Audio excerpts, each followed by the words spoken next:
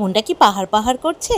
চলো তাহলে তোমাদেরকে আমি আজকে দেব 5 নাইট 6 ডেজের একটা নর্থ বেঙ্গলের ট্রিপ প্ল্যান। বন্দে ভারত করে তোমরা যদি চলে যাও তাহলে চলে যেতে পারো কালিম্পংয়ের একটা অফবিট প্লেস ডুকা ভ্যালি। যদিও আমাদের পৌঁছতে অনেকটা রাত হয়ে গেছিলো, কারণ আমরা বন্দে ভারতে করে গেছিলাম। দেখো এখানে একটা এরকম বড় 4 বেডের রুম তোমরা পেয়ে যাবে কেবলমাত্র 1200 পার হেডের, থাকা খাওয়া নিয়ে। আর সাথে পাবে এরকম নিট অ্যান্ড ক্লিন একটা ওয়াশরুম, আর সাথে কিন্তু গিজার অবশ্যই আছে। সেকেন্ডেতে তোমরা বেরিয়ে পড়তে পারো সাইট সিনের জন্য। প্রথমে তোমরা দেখতে পাবে এরকম একটা ওয়াটারফলস, তারপরে তোমরা চলে যেতে পারবে ক্রুজ দ্বারা, এবং সেখান থেকে million top view point. Third ডেতে তোমরা চেক আউট করে বেরিয়ে যাবে দার্জিলিংয়ের উদ্দেশ্যে। যাওয়ার পথে অবশ্যই ডেলো পার্কটা করে নেবে।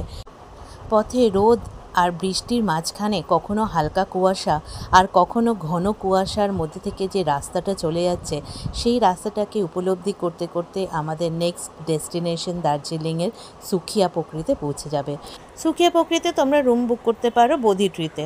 এটা একদম নতুন তৈরি হোটেল, যেখানে রুমগুলো থেকে একদম সেই নতুন ঘরবাড়ির যে স্মেল থাকে ওটা পাওয়া যায়।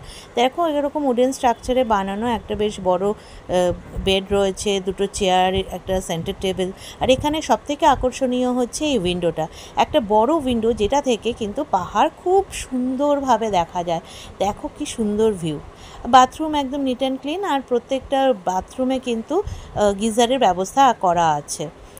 থার্ড ডে এখানে থেকে ফোর্থ ডেতে তোমরা বেরিয়ে পড়তে পারো সাইট সিনের জন্য।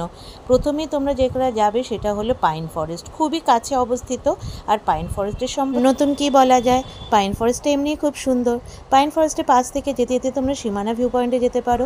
সেখান থেকে আবার তোমরা চলে যেতে পারো নেপালে। ওখানে কেওয়াইসি দেখিয়ে পশুপতি টেম্পল আছে, টেম্পল দর্শন করে শপিং করে ফোর্থ ডেটা ওখানেই থেকে ফিফথ ডেতে নৈসর্গিক দৃশ্য কাঞ্চনজঙ্ঘা তোমরা দেখতে পারো। আমরা কিন্তু ওই দিনটা কাঞ্চনজঙ্ঘা দেখতে পেয়েছিলাম, মানে সেই অনুভূতির কোনো তুলনা হয় না। ওই দিনটা ওখানে আমরা চেক আউট করে আমরা বেরিয়ে পড়লাম দার্জিলিংয়েরই আরেকটা অফবিট প্লেস।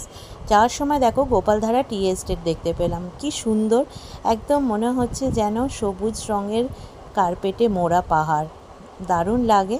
তারপর আমরা মিরিক লেক হয়ে চলে গেলাম সৌরেনির রাজেশ্বরী হোমস্টেতে। রাজেশ্বরী হোমস্টেটা খুব সুন্দর, চারিদিকে ফুল দিয়ে সাজানো।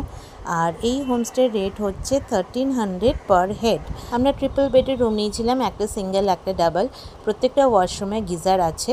আর এখানকার স্পেশাল হলো এটা পুরো ফুল দিয়ে সাজানো চারিদিকে, আর হচ্ছে একদম পাহাড়ের কোলে অবস্থিত। আমার এই ভিডিওটি তোমাদের জন্য করা, প্লিজ একটা লাইক আর সাবস্ক্রাইব করে দিও। Thanks for watching, bye bye.